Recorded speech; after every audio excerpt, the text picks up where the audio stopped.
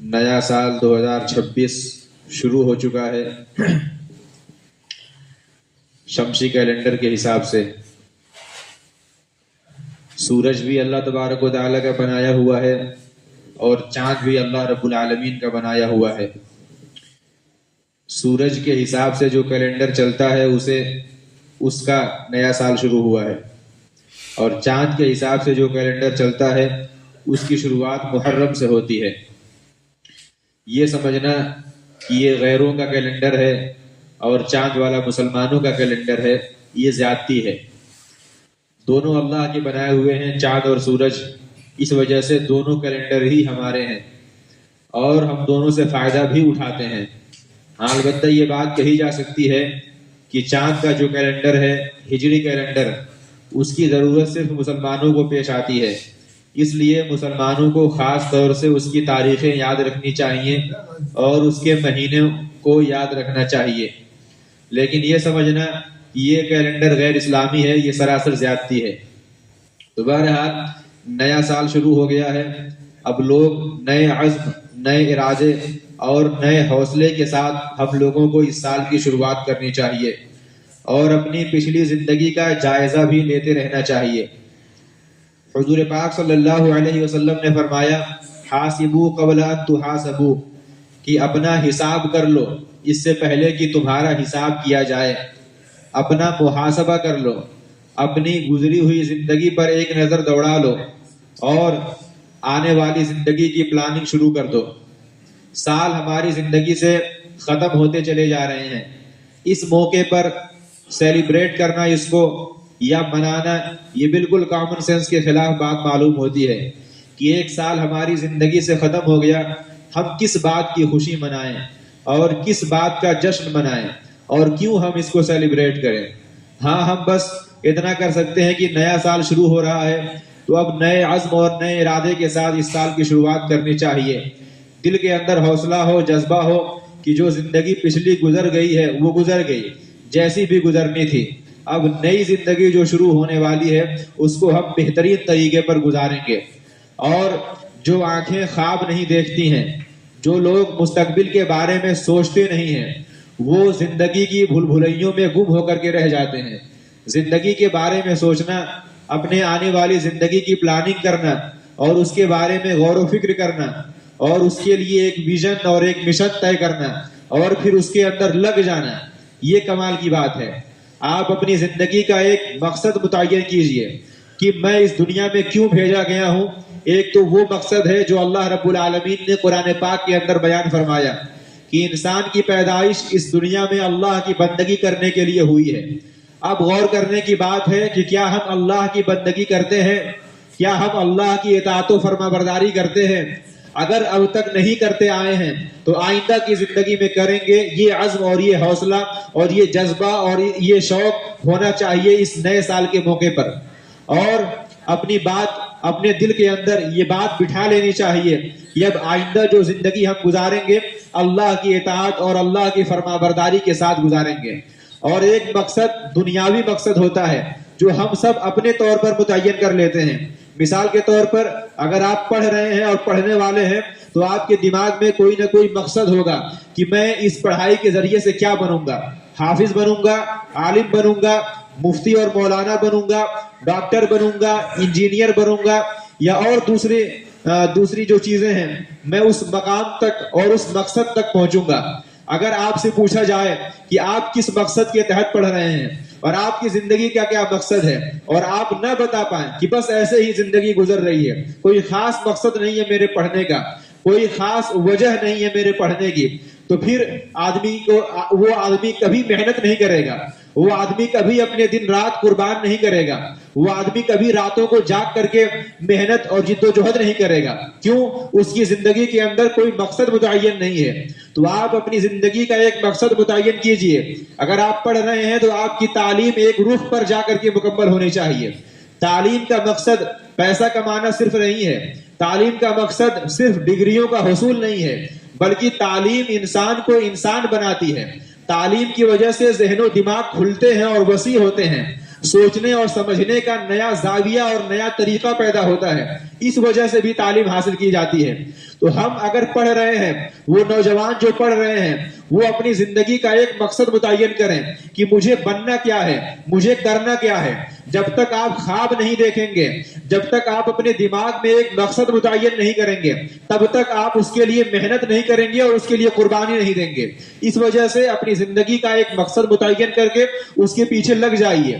جو لوگ پڑھ چکے ہیں, وہ نوجوان جو پڑھائیوں سے فارغ ہو چکے ہیں, وہ بھی اپنی زندگی کا ایک مقصد متعین کریں کہ کرنا کیا ہے آئندہ کی زندگی میں, اپنا کیریئر کس طریقے سے بنانا ہے, کس فیلڈ میں جانا ہے اور کس کام کو اختیار کرنا ہے. اگر ہم صرف وقت گزار رہے ہیں, 4 سال 5 سال ہو گئے پڑھے ہوئے, 10 سال ہو گئے پڑھے ہوئے, اس کے بعد سے صرف وقت گزاری ہو رہی ہے, نہ کوئی مطالعہ ہو رہا ہے, نہ کوئی پڑھائی ہو رہی ہے, نہ اپنے آپ کو بہتر کرنے کی کوشش ہو رہی ہے, نہ کوئی ہنر ہم سیکھ رہے ہیں, نہ کچھ اور کر رہے ہیں, تو پھر یہ زندگی بیکاری کے رخ پر جا رہی ہے. اور وہ آدمی, اللہ کے رسول صلی اللہ علیہ وسلم نے فرمایا کہ بہترین مسلمان وہ ہے جو فالتو کاموں کو چھوڑ دے, جو لایانی کاموں کو چھوڑ دے. اگر ہم بس ایسے ہی زندگی گزار رہے ہیں اور کوئی مقصد ہماری زندگی کا متعین نہیں ہے, تو پھر ہم لایانی زندگی گزار رہے ہیں, بیکار زندگی گزار رہے ہیں, جو کہ نہیں ہونی چاہیے. اس وجہ سے وہ لوگ جو پڑھائیوں سے فارغ ہو چکے ہیں, وہ جلد از جلد کوئی ہنر سیکھیں. آپ, ہنر کی اس دنیا کے اندر قدر ہے, ہنر کی اس دنیا کے اندر قیمت ہے. اگر آپ ہنرمند آدمی ہیں تو کبھی آپ بھوکے نہیں مریں گے, کبھی آپ خالی پیٹ نہیں سوئیں گے. اس وجہ سے دن رات گزارنے سے بہتر ہے اور اپنی زندگی ادھر ادھر بیٹھ کر کے دوستوں احباب میں ہنسی مذاق کر کے گزار دینے سے بہتر ہے کہ کسی کام میں لگ جائیے. آپ, چھوٹا کام ہو چاہے بڑا کام ہو, اس سے کوئی مطلب نہیں ہے, بس کام ہونا چاہیے. کسی کام میں آپ لگیے تاکہ آپ کی زندگی ایک رخ پر چلنے والی ہو جائے, تاکہ آپ کی زندگی کا ایک مقصد ہو جائے, تاکہ آپ کی زندگی کارآمد گزرے. ورنہ زندگی تو گزر جانی ہے, آپ کام کریں گے تب بھی گزرے گی, کام نہیں کریں گے تب بھی گزرے گی. بہتر تو یہ ہے کہ آدمی کام کے ساتھ اپنی زندگی گزارے. زندگی میں صرف پیسہ کمانا ہی مقصود نہیں ہونا چاہیے, وہ بھی ایک مقصد ہے زندگی کا. قرآن پاک میں اللہ تبارک و تعالیٰ نے اس کو, پیسے کو اور کمانے کو فضل سے تعبیر کیا ہے کہ اللہ کا فضل ہے یہ. تو اگر ہم اس کو حاصل کرتے ہیں تو یہ کوئی گناہ کی بات نہیں ہے, لیکن ہماری زندگی کا صرف وہی مقصد نہیں ہے. ہم پیسہ بھی حاصل کریں گے, ہم ایک بہترین مسلمان بھی بنیں گے, ہم ایک بہترین انسان بھی بنیں گے, لوگوں کے کام آئیں گے اور لوگوں کو کام آ کر کے ہم زندگی گزاریں گے. تو وہ نوجوان جو بیکاری میں اپنے وقت کاٹ رہے ہیں اور صبح سے شام تک اور شام سے صبح تک ہاتھ پر ہاتھ دھرے بیٹھے ہوئے ہیں, آپ کس چیز کا انتظار کر رہے ہیں؟ کیا آسمان سے کسی کبھی کوئی آپ کے انعامات کے لیے بارش ہونے والی ہے, یا کوئی فرشتہ آپ کو کوئی تحفہ دینے والا ہے؟ کس چیز کے لیے آپ انتظار کر رہے ہیں؟ آپ اپنی سستی کو چھوڑیے. کیا آپ جانتے ہیں کہ اللہ کے رسول صلی اللہ علیہ وسلم سستی سے پناہ مانگتے تھے؟ اللہ کے رسول صلی اللہ علیہ وسلم اپنی دعاؤں میں یہ دعا بھی شامل کرتے تھے کہ اے اللہ مجھے سستی سے پناہ دیجیے. اگر آپ سستی سے وقت گزار رہے ہیں تو پھر آپ کو سنبھل جانا چاہیے, آپ کو رک جانا چاہیے, آپ کو ٹھہر جانا چاہیے. اپنی زندگی کا ایک مقصد متعین کیجیے کہ مجھے اس دنیا میں کیا کرنا ہے, اور پھر اس کام کے اندر لگ جائیے. اور دوسری بات, اپنے آپ کی جانچ کیجئے اسلامی اعتبار سے, ایمانی اعتبار سے. آپ کا ایمان و عقیدہ کتنا مضبوط ہے, آپ کا عمل کتنا مضبوط ہے. اگر ہم اب تک کی زندگی لاپرواہی کے ساتھ گزار چکے ہیں, اللہ تبارک و تعالیٰ سے دور ہو کر گزار چکے ہیں, اللہ کی یاد ہمارے دلوں میں بسی ہوئی نہیں ہے, اگر ہم گناہوں والی زندگی گزار رہے ہیں, تو پھر رک جائیے, ٹھہر جائیے, سنبھل جائیے. موت کا فرشتہ کبھی بھی آپ کے دروازے پر دستک دے سکتا ہے. کب موت کا فرشتہ آپ کے دروازے کی کنڈی کھٹکھٹائے آپ کو کچھ معلوم نہیں ہے. کیا اگر ہم انتظار کر رہے ہیں بوڑھے ہونے کا کہ جب بوڑھے ہوں گے تب قرآن پاک کی تلاوت کی جائے گی, تب ہم نمازیں پڑھیں گے, تب ہم روزے رکھیں گے, تب ہم دوسرے نیکی کے کام اور بھلائی کے کام کریں گے, تو ہو سکتا ہے کہ آپ کی زندگی میں کبھی بڑھاپا نہ آئے. ایسا ہو سکتا ہے کہ آپ بوڑھے ہونے سے پہلے ہی اللہ کے دربار میں پہنچ جائیں. کیا ہم نہیں دیکھتے ہیں نوجوانوں کو مرتا ہوا؟ آج آپ کے سامنے مثال موجود ہے کہ بالکل اچانک کی موت کس طریقے سے دروازے پر دستک دے رہی ہے. ہٹا کٹا نوجوان ہے, صحت مند ہے, خوبرو ہے, اچھی زندگی گزار رہا ہے, کوئی بیماری نہیں ہے, اچانک موت کا فرشتہ دروازے پر دستک دیتا ہے اور روح کھینچ کر کے لے کر چلا جاتا ہے اللہ کے پاس. آپ کے سامنے آپ کی زندگی رہ جائے گی, آپ کا خواب رہ جائے گا, آپ کی سوچ رہ جائے گی, آپ نے جو پلاننگ کر رکھی ہے, آپ نے جو منصوبے بنا رکھے ہیں, سب یہی دھرے کے دھرے رہ جائیں گے. جب موت کا فرشتہ آئے گا تو لا یستقدمون ساعۃ ولا یستاخرون, کہ جب کسی کی موت آتی ہے تو نہ ایک لمحہ دیری کرے گی اور نہ ایک لمحہ پہلے آئے گی. جو وقت متعین ہے, آدمی کہتا رہ جائے گا کہ ارے ابھی تو مجھ سے کل ملاقات ہوئی تھی, ابھی تو بالکل ہٹا کٹا تھا, نوجوان تھا, بہترین تھا, کیسے اچانک اس کا وقت آ گیا ہے. جب وقت آ جائے گا تو آپ دیکھتے رہ جائیں گے, ہاتھ پر ہاتھ دھرے رہ جائیں گے اور کوئی کچھ نہیں کر پائے گا. ساری سہولیات موجود رہیں گی, گاڑی باہر کھڑی ہوئی ہے, ڈاکٹر کے پاس اب نمبر لگا ہوا ہے, لیکن آپ وہاں پہنچ نہیں پائیں گے. اس وجہ سے لوگوں, اے نوجوانوں, تیاری کرو موت کی. موت کب تمہارے دروازے پر دستک دے تمہیں نہیں معلوم ہے. تم نوجوانی کے اس وقت میں ہو سکتا ہے کہ تمہاری زندگی کی آج شام لکھی ہوئی نہ ہو سکتا ہے کہ کل صبح تمہاری زندگی کی لکھی ہوئی نہ ہو, اس سے پہلے ہی تم موت کی آغوش میں چلے جاؤ. موت آئے گی, یہ بات یاد رکھیے. کل نفس ذائقۃ الموت, ہر آدمی کو مرنا ہے, ہر آدمی یہ دنیا چھوڑ کر کے جائے گا. کوئی یہاں پر رہنے کے لیے نہیں آیا. ہم سے جو پہلے نسلیں تھیں وہ گزر گئیں, جن کا ہمیں نام تک یاد نہیں ہے. اس دنیا میں کروڑوں اور اربوں لوگ پیدا ہوئے, آج وہ مٹی کے نیچے دفن ہیں, کل ہم بھی مٹی کے نیچے دفن ہوں گے. کوئی ہمارا نام و نشان باقی نہیں رہے گا, کوئی ہمارا نام لینے والا باقی نہیں رہے گا. ہم ایک وقت تھا کہ موجود نہیں تھے اور ایک وقت آئے گا کہ موجود نہیں رہیں گے. اس وجہ سے تیاری کیجئے مرنے کی. آپ دیکھیے کہ اگر آپ کی زندگی میں نماز نہیں ہے, اگر آپ کی زندگی میں تلاوت نہیں ہے, اگر آپ کی زندگی میں ذکر و اذکار نہیں ہے, تو آپ کس وقت کا انتظار کر رہے ہیں؟ کیا کوئی اور زندگی ملنے والی ہے؟ کیا کوئی اور ٹائم آنے والا ہے؟ کب آپ کھڑے ہوں گے اللہ کے سامنے, کب ہم روئیں گے اللہ کے سامنے, کب ہم ہاتھ پھیلائیں گے اللہ کے سامنے, کب ہم اپنے گناہوں کی معافی مانگیں گے؟ کوئی اور زندگی نہیں ملنے والی ہے. موت کا فرشتہ آ جائے گا, آپ کی روح قبض کر کے لے کر چلا جائے گا. لوگ نہلائیں گے, دھلائیں گے, کفن پہنائیں گے اور آپ کو قبر کے گڑھے میں اتار کر کے چلے آئیں گے. پھر کوئی آپ کا ساتھ دینے والا نہیں ہے, پھر کوئی آپ کی مدد کرنے والا نہیں ہے. گھر والے رو رہے ہیں لیکن ان کو اتنی توفیق نہیں ہے کہ وہ آپ کے نام پر اصالہ ثواب کر سکیں. کوئی آپ کی مدد نہیں کرے گا, کوئی آپ کے کام نہیں آئے گا. یہی اعمال, یہی 2 رکعت نماز اور یہی 4 رکعت نماز آپ کے کام آنے والی ہے. اس وجہ سے نمازوں کا اہتمام کیجئے. کیسی لاپرواہی والی زندگی ہے اور کیسی بے توفیق زندگی ہے کہ ہم سے دن میں 5 بار کی نمازیں نہیں پڑھی جا رہی ہیں. اگر ہم اللہ رب العالمین کی اتنی بھی بات ماننے کے لیے تیار نہیں ہے, اگر ہم نماز پڑھنے کے لیے بھی تیار نہیں ہے کہ جس کا حکم قرآن پاک میں اللہ تبارک و تعالیٰ نے 50 جگہ پر دیا ہے, اگر ہم اللہ تبارک و تعالیٰ کے اس تاکیدی حکم کو پورا کرنے کے لیے تیار نہیں ہے, تو پھر کیا ہم اپنے آپ کو اللہ کا بندہ کہتے ہیں اور کیا ہم اپنے آپ کو اللہ کا غلام کہتے ہیں؟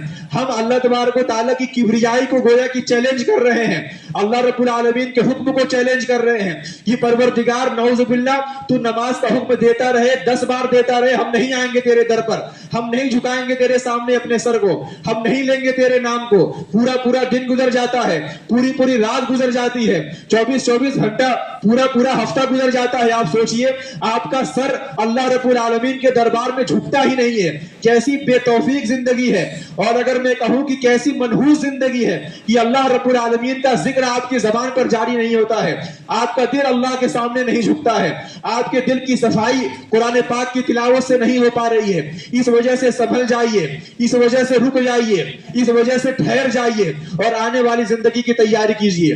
کتنے لوگ تھے جو 2025 میں ہمارے ساتھ تھے, لیکن اس 2026 کی جب شروعات ہوئی تو وہ ہم سے بچھڑ گئے ہیں, اور کتنے ہی لوگ ہیں جب 2027 آئے گا تو ہمارے بیچ موجود نہیں رہیں گے. ہو سکتا ہے کہ ہم بھی انہی میں شامل ہوں. اس وجہ سے ڈریے, اللہ رب العالمین سے ڈریے جو قرآن پاک میں بار بار حکم دیتا ہے, اتقوا اللہ, کہ اے لوگوں اللہ سے ڈرو, اے لوگوں اللہ کے عذاب سے ڈرو. اللہ کے عذاب کا سامنا تمہیں قبر کی زندگی سے ہی ہونے والا ہے.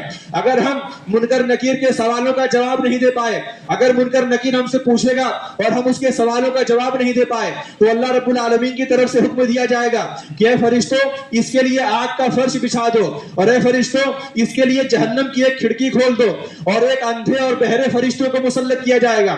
اللہ کے رسول صلی اللہ علیہ وسلم نے بیان فرمایا کہ اگر مجھے خوف نہ ہوتا کہ تم اپنے مردوں کو دفنانا چھوڑ دو گے تو میں تم کو دکھاتا کہ قبر کے اندر کس طریقے سے عذاب ہوتا ہے, لیکن مجھے ڈر ہے, مجھے خوف ہے کہ جب تم اس عذاب کو دیکھو گے تو ایسا خطرناک عذاب ہوگا اور ایسا دل دہلانے آنے والا عذاب ہوگا کہ تم اپنے مردوں کو دفنانا چھوڑ دو گے، ورنہ میں تمہیں دکھاتا۔ اور اللہ کے رسول نے فرمایا کہ دنیا کی تمام چیزیں انسانوں اور جناتوں کے علاوہ جب مردوں کو عذاب دیا جاتا ہے تو سنتی ہیں اور اس کو محسوس کرتی ہیں۔